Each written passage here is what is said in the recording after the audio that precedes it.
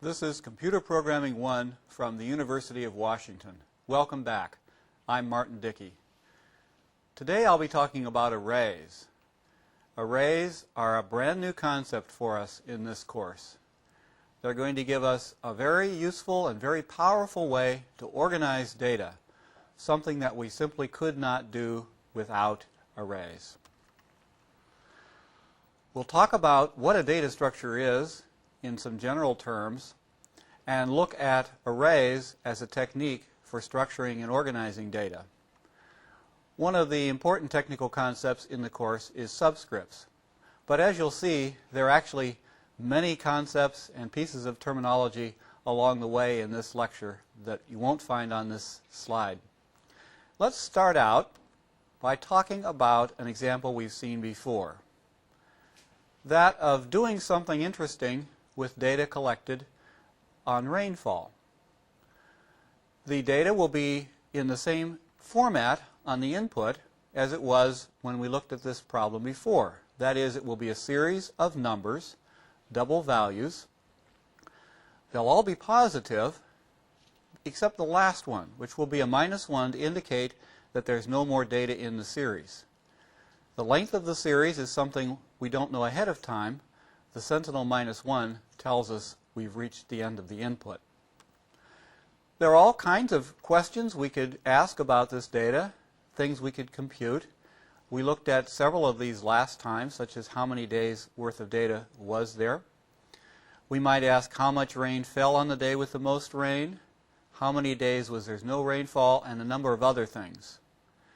Now, in the design paradigm that we saw before, we were able to accomplish all of the processing with a very simple schema that involved some declarations, initialization, a processing loop that looked at every value once, and then a final section that did some final computation or printed some answers.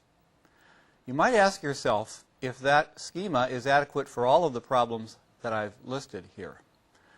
For example, how much rain fell on the days when the rainfall was above average?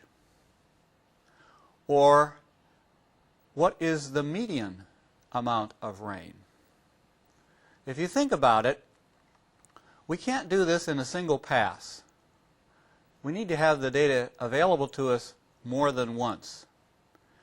Now, asking the user to input the data repeatedly is not only annoying, time-consuming, and inefficient, but could lead to errors as the input is typed again. There has to be a better way to do it. Perhaps we could just define a lot of variables. One variable, rain 1, rain 2, one variable for each piece of data in the sequence. If you try doing this for any of the problems, you'll find it's extremely awkward, even if you have only a small number of pieces of data. And it certainly doesn't scale well to large amounts of data. We need something better. If we're going to store all the data so we can reprocess it, we're going to need an entirely new type of construct to hold the data. This is a new problem in this course. We have talked before about organizing. We've talked about how we can organize a program by breaking it into functions. And functions are the chief tool for organizing algorithms as we express them in C.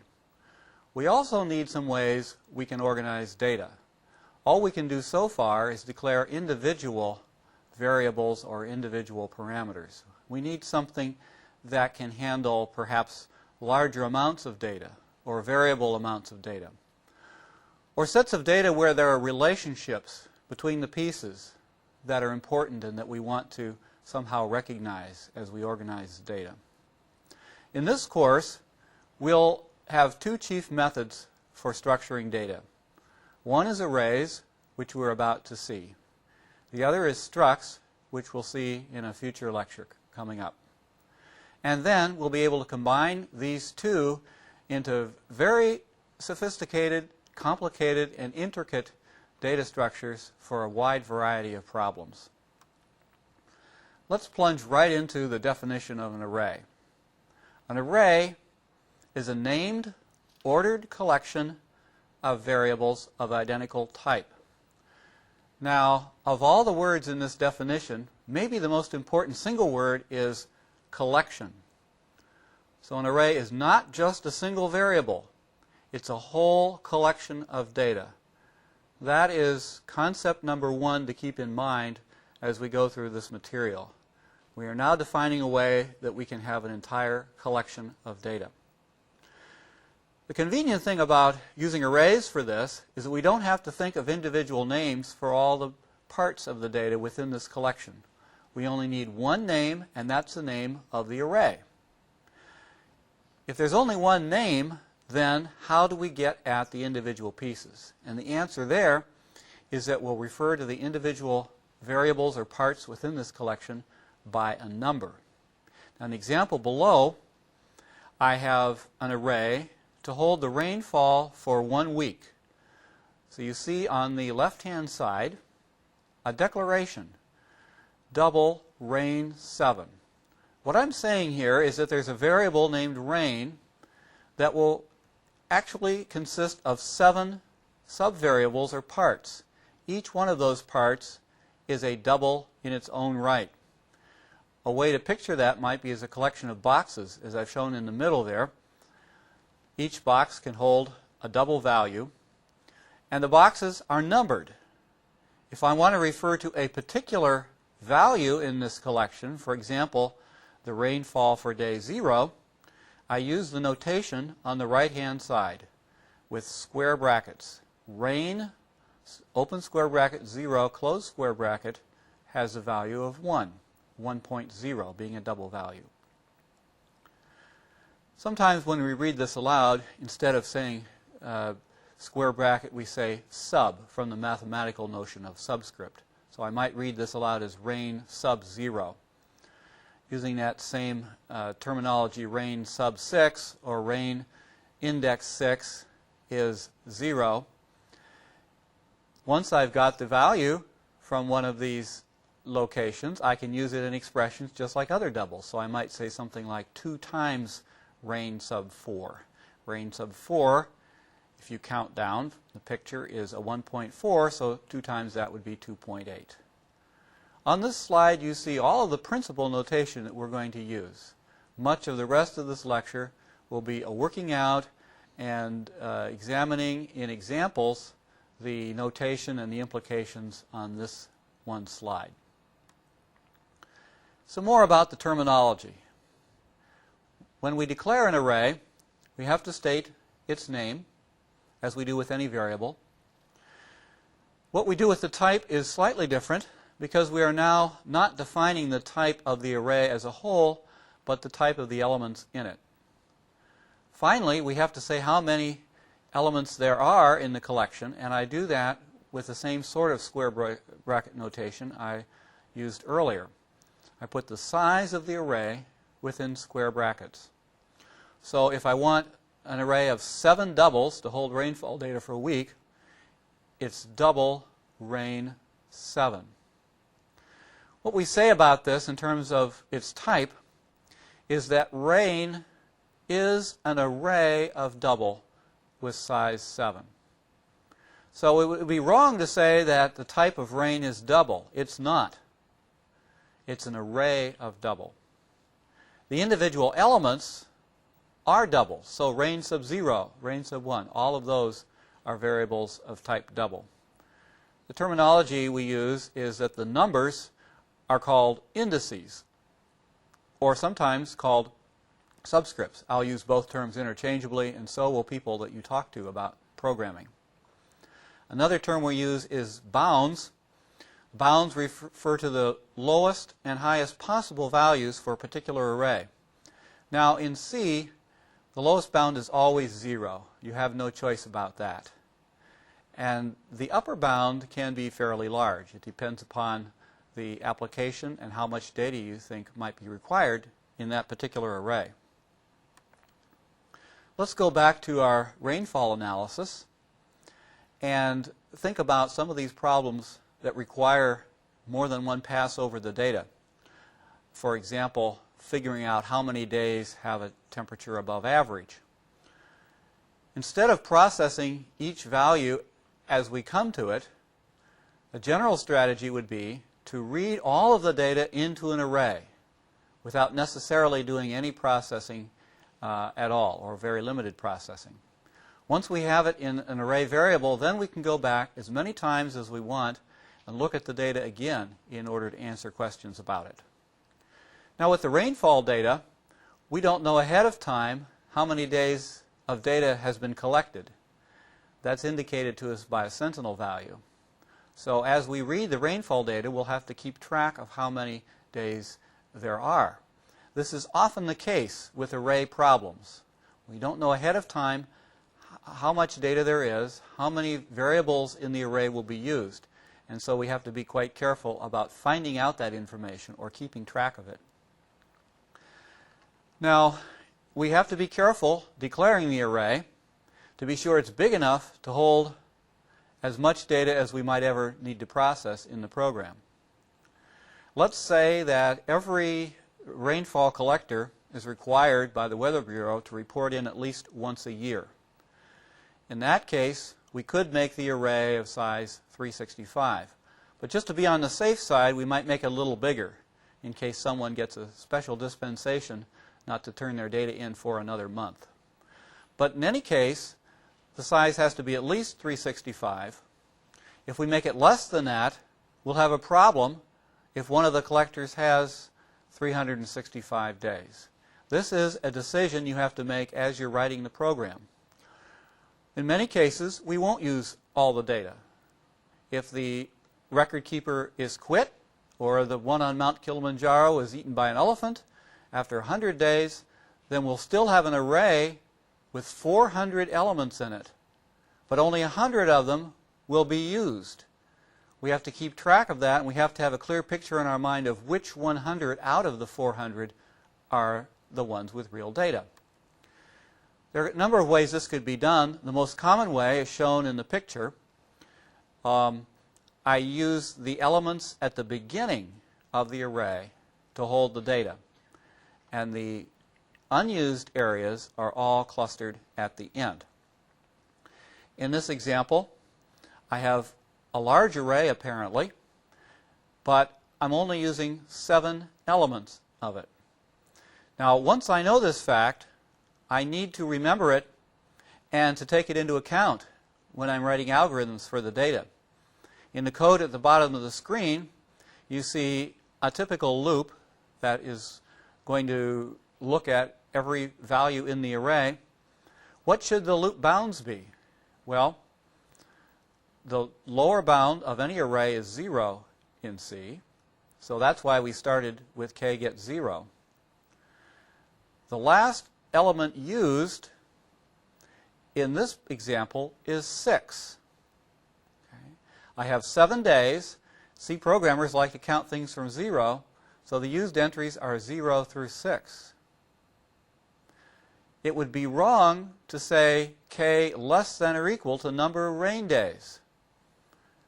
Although I have 7 days of data, the upper bound of the area used in the array is 6. Okay. This kind of off by 1 error is a frequent source of errors in C programs. Let's take one of the rainfall examples and work all the way through it.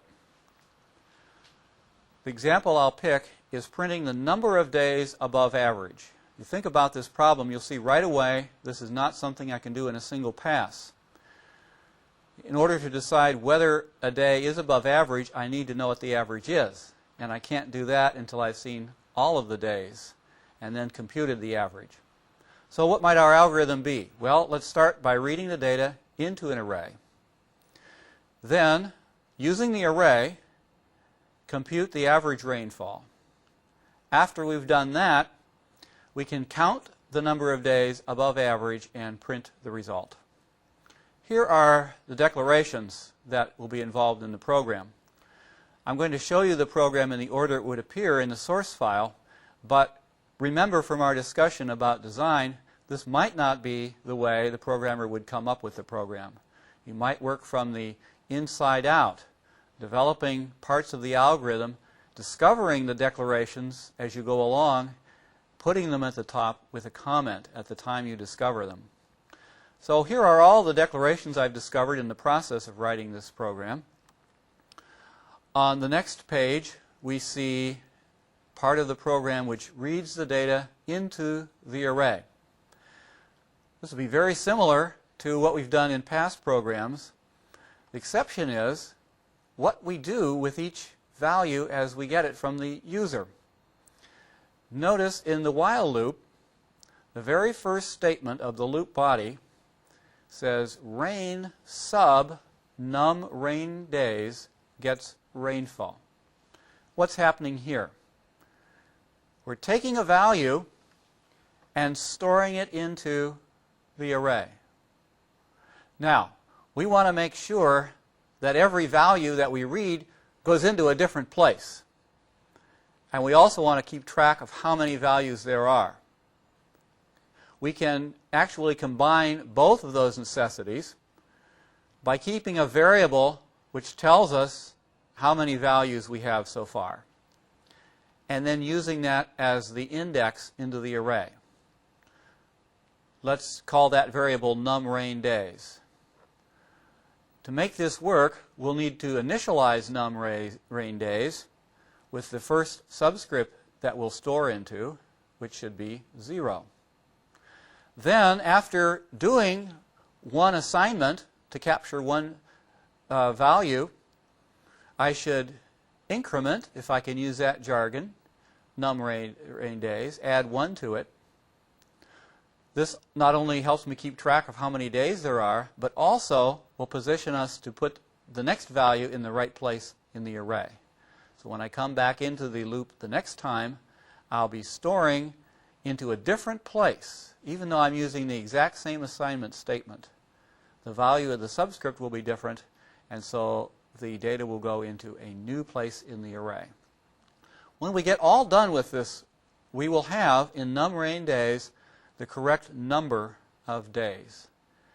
If you're not sure that this is the case, you might want to pause or go back to this and convince yourself that that is true. Now, we've got all the data in the array. Let's move on to another step of the algorithm in which we're going to calculate the average rainfall over that period. Average is total divided by count. So I need to have both of those. I have the count already. That's num rain days. I don't have the total yet, but the individual amounts are in the array. So the right thing to do is to write a loop which goes through the array and adds to a running total until it has visited all of the values in the array. By the way, you may wonder if this is just a coincidence that every time I process an array, or almost every time, I seem to be using loops. And that's not really a coincidence. The iterative program structure is in many ways parallel to the data structure of an array, and the two are quite often used together. So in this step of the algorithm, I've gone through the array to compute the total rainfall, and now I can compute the average by taking the total over the count. You might remember when we worked this problem before, there was a bug in the program. The same bug is here. What if num rain days is 0? The computer does not like to divide by 0. So this is actually a bug in the program, and if you were to take this program and experiment with it, you ought to see if you can eliminate this bug.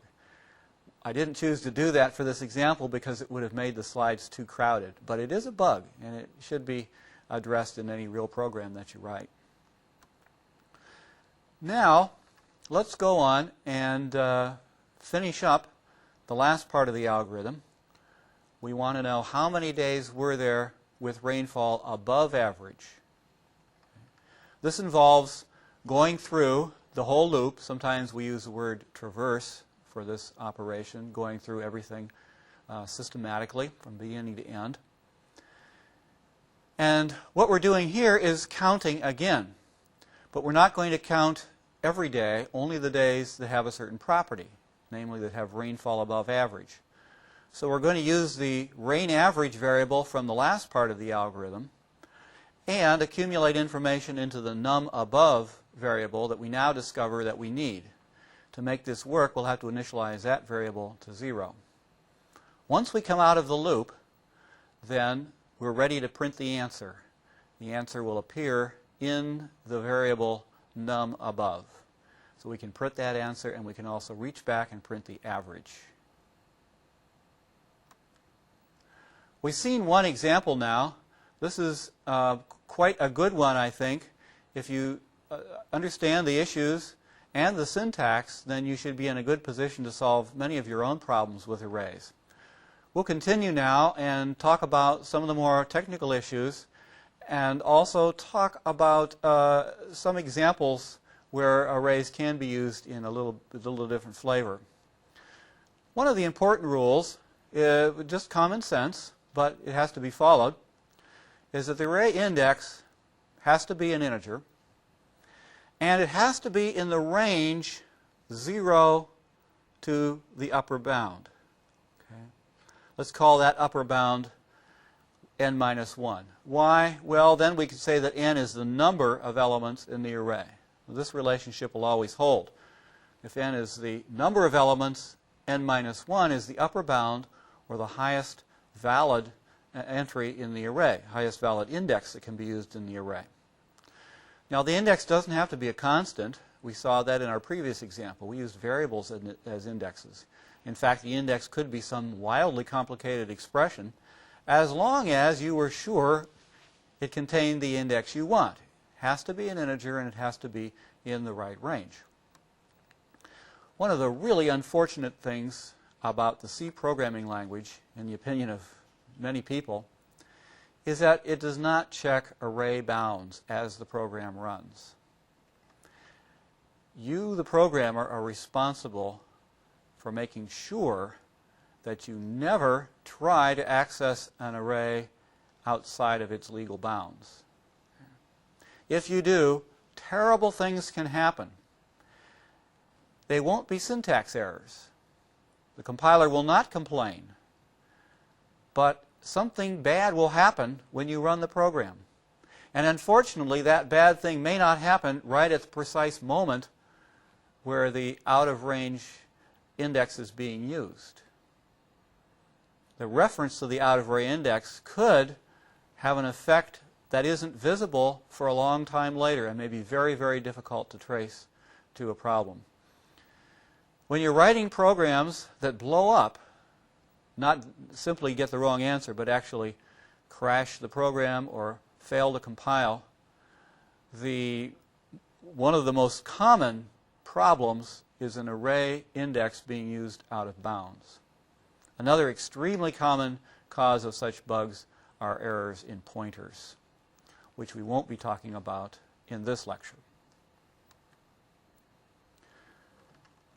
There are some other things that you can't do with arrays that you might want to. The array itself is a collection of variables, and the individual variables can be used pretty much like any variables of simple types in C. You can assign them, you can form them into expressions, you can do input and output on them. That is, the individual variables in the collection. However, if we're talking about an entire array, it can't be treated in the same way. It can't be treated the same way we might treat a simple variable. For example, you can't compare two arrays using double equals. You can't assign two arrays using the gets operator. Okay? It would really be nice if you could, but you can't. C will not allow you to do that. You can't use printf or scanf to read or write an entire array. It's something you would love to be able to do sometimes, but you can't do it. Now, the tragic thing about a lot of these restrictions is that, like array bounds, they're not syntax errors. So, in many cases, if you make this mistake, the compiler will accept it, but what it will do, how it will interpret that, and what will happen when the program runs are very much undefined. Whatever it is, it won't be what you're expecting. Let's turn now to another way of using arrays. We could take a set of parallel arrays and use them together to store a collection of information. Let's say we want to keep track of a group of students. For each student, I might need to know a GPA, a score on test 1, a score on test 2, a student ID, lots of information for each item. This doesn't map well to a single array, partly because all the elements in the array have to be of the same type. But what I could do instead is have a series of arrays in parallel. One array would hold all the scores for test 1, another would hold all the scores for test 2, and so forth. This gives us another way of structuring data that is beyond what we could do with a single array. Let's follow through on the example a little bit more for students. To use parallel arrays, let's assume we only have 3 pieces of information that are of interest. One is the midterm score and the other is the final score. Perhaps those are both integers. And then we want to compute the average of those two for each student and save that on a per student basis. Now notice the difference here between this and average rainfall. I'm not asking what the average is in the whole class for the midterm or final. I want to figure out for each student what their average score was. Okay. So I'll need 3 arrays to hold this information. There you see them declared. I've used some pound-defined constants, which is always a good idea, and it's especially good practice for defining the array sizes. If you were writing a program for me, I would expect to see array sizes always defined with pound-defined symbols rather than with magic numbers or constants appearing directly in the declaration. We won't go through this example in detail. In fact, I'm skipping a major chunk of it, which is how do we get that information into the arrays?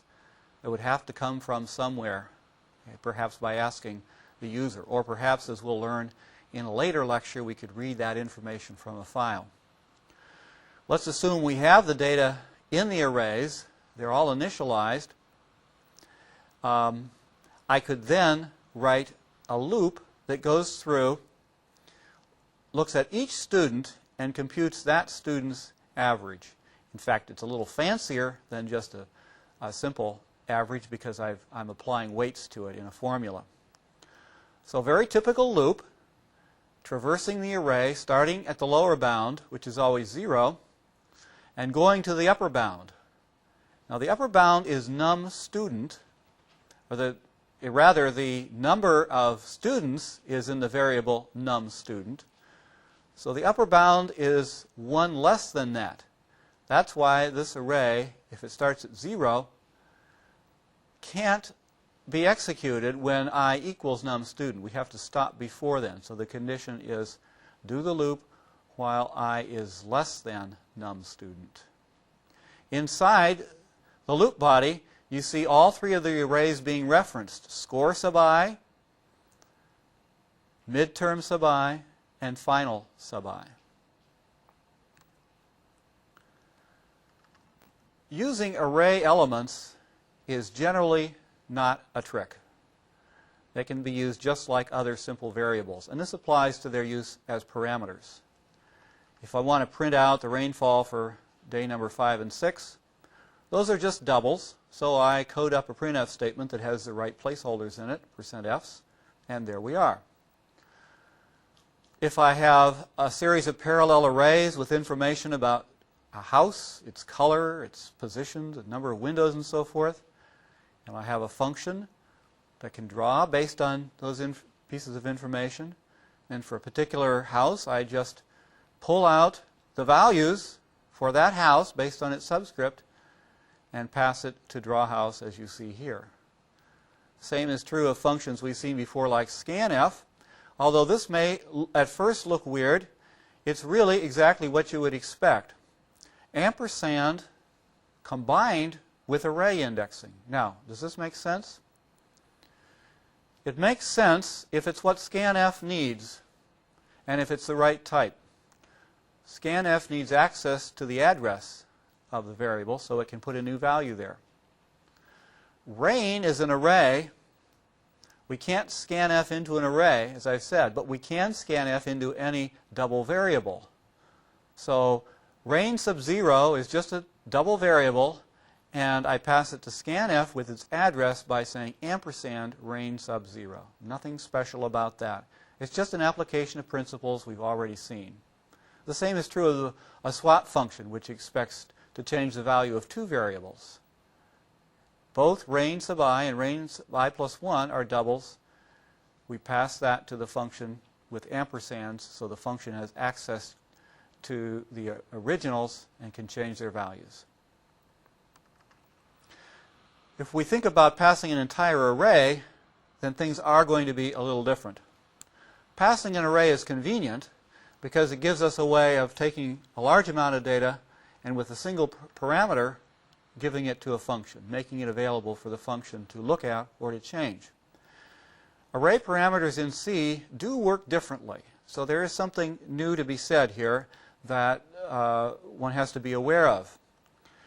First of all, the array is never copied. That is, there's no call by value. When the function is called with an array parameter, it gets that array kind of in the same way it would get a pointer. It's going to have a reference to the actual array owned by the calling function. Okay. And because of that, most of the time when you're coding and passing entire arrays, you end up not using the ampersand and star operators. Okay. Now, one of the things to be careful about when writing a function that has array parameters is that the size of the array isn't somehow magically stored with the array.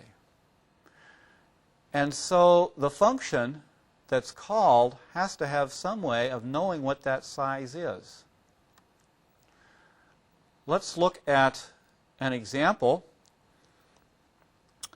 Here we have a function which takes a single parameter. The parameter is named A, and its type is array of integers.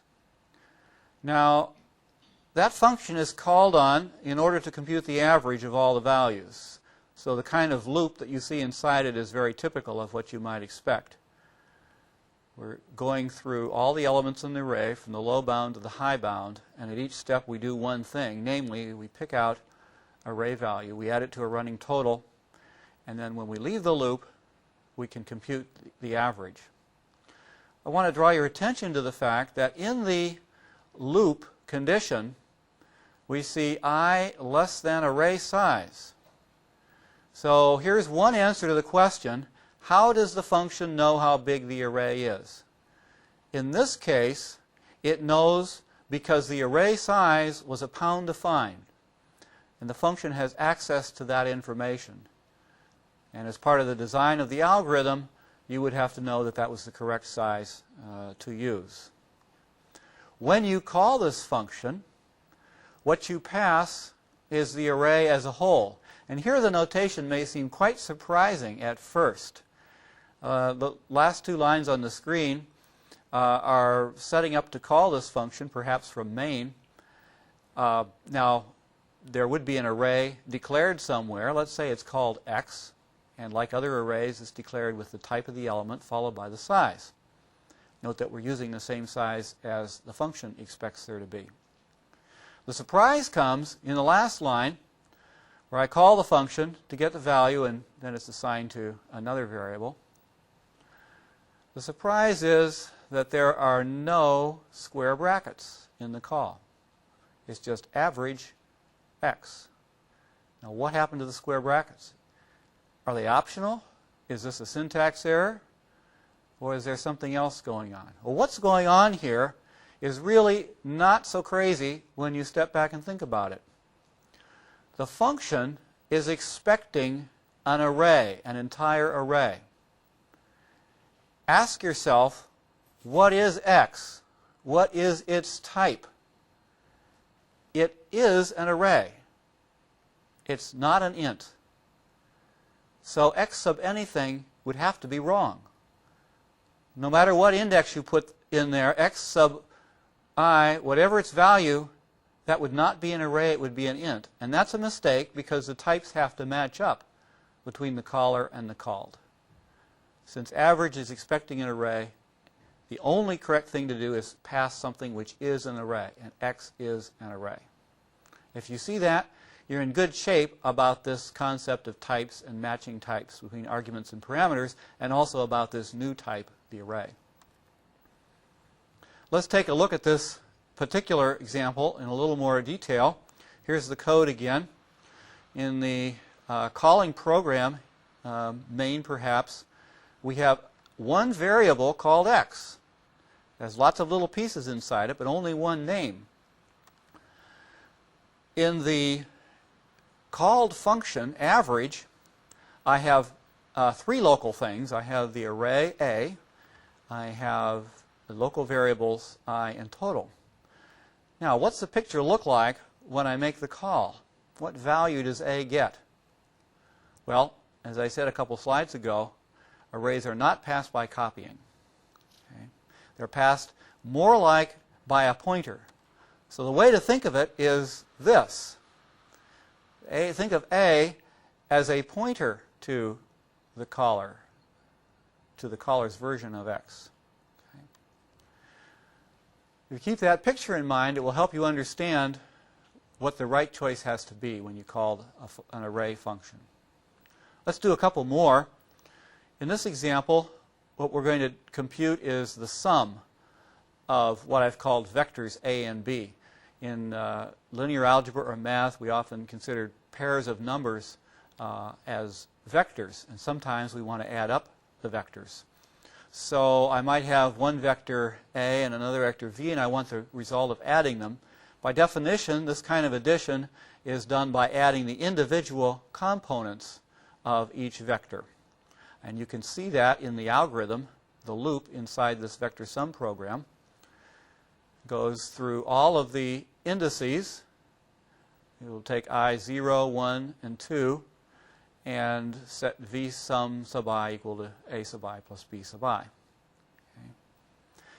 How do we call this? Well, it's another exercise in getting the call right and using your knowledge of types and the matching that's required. When I call this from main, I'll need to pass it three things. Parameters have to match in order, number, and type. So there have to be three things in the call. And looking at the function header, all of those things have to be arrays. Okay. Are they? What about X, Y, and Z? Look back at their declarations and you see X is an array of size 3, type int, Y is an array, and Z is an array. What about that funny notation with the curly braces? Well, we'll come back to that briefly. It's really just a way of initializing so that I can get the example in the slide more easily. The important thing is that all three of those are arrays, and they have the X and Y have values in the arrays. So the vector sum then can operate on the arrays. And how does it know how many times to go through the loop? Okay. Well, in this example, we have a hard-coded 3 in the loop condition. That's usually a very poor choice of style. However, there may be cases where you know that vectors in your system are always 3. Maybe that's just a physical property of the system. So perhaps this might be justified in some cases. I think I would still rather see it as a symbolic constant. But it's not a very good solution in general, because we may have a more complicated vector structure, more complicated math system, where some vectors are 3 numbers, some vectors might be 4 or 5, and it would sure be nice if we didn't have to write separate sum functions for each of the sizes of vectors that we might have. Okay. It would really be nice if we could write a vector sum that would work no matter what the length of the vectors is. And we can do this. And this illustrates an extremely common pattern in C functions, which use arrays. The pattern is that in addition to giving the function the arrays, you give it the length as a parameter. Then it knows how long the arrays are, and it can use that information to get its loop condition right. So here we have the same problem, except I've changed vector sum to have an additional parameter, this length. The only change needed in the algorithm then is to make the loop condition I less than length rather than I less than 3. So by complicating the function's parameter list a little bit, I now have a function that can be used in many more circumstances. When I call this function, of course, I'll now have to be careful to give it 4 parameters instead of 3 as before. And the fourth one had better be the right size for the particular vectors I'm using.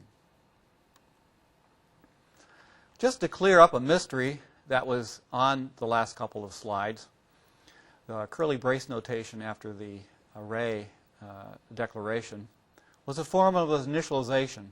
Let's just review this topic. It's not a deep conceptual topic, but it is often a programming convenience to know how to initialize variables in different ways. General rule in C is that we had better initialize a variable some way or another before we try to use that value the first time. We can initialize variables with assignment statements. Sometimes a scanf is used to give that first value. We've seen with elementary data, like doubles and ints, we can have an equal sign with the declaration. And parameter values are also initialized as you enter the function. Their initial value is copied from the actual parameter. Now what about arrays? Well, we can also initialize arrays as we declare them. We have a special notation for that. We put the set of initial values in curly braces. The values go into the array elements starting at 0. So here in int 4 sub w, what I'm doing is initializing w sub 0 gets a 1, w sub 1 gets a 2, and so forth. In the next example, I've initialized a character array with 6 characters, happen to be all the vowels in English. This notation is handy, but just as a little caution, you can only use it in these declarations. So unfortunately, C does not allow you to do this in assignment statements. It would be nice if it was. So once W has been declared, I could not turn around in an assignment statement and write something that looks very, very similar.